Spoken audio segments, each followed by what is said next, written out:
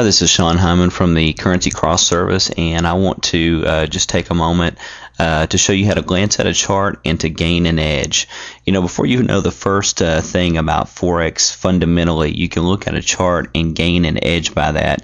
And I want to show you what I mean by that. Like, for instance, we're looking at the pound dollar chart 1 day, 1 year. So that means each one of these candles covers a 24-hour period of time, and it goes back a year in time.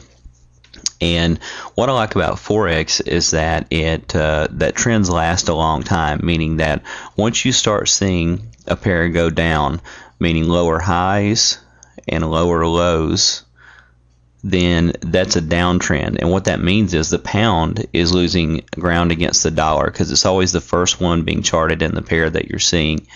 And then once you see a pair start to set in higher lows and higher highs, you have an uptrend, and you'll notice that these trends go for months on end. So once a trend gets in place, it's not very likely to turn around and stop, and it takes usually months minimally for a trend that's in place to turn around.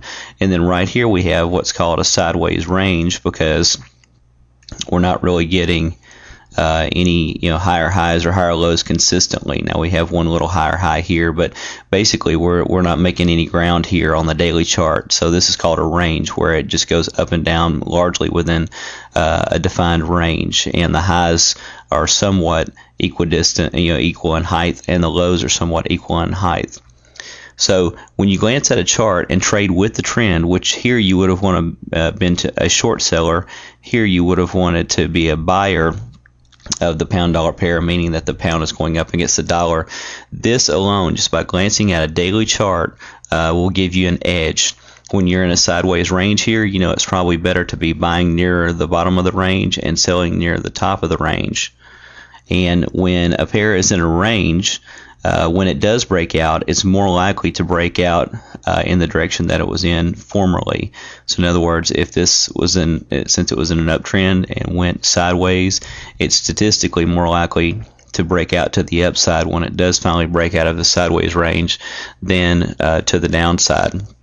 However, even if it bucked the odds and broke downward, once it decisively breaks downward, again, what we have is lower highs and lower lows, and then we would have a downtrend again, and we would have our edge once again and know whether we should be a short seller or whether we should be a buyer of the pair to gain our trading edge over time.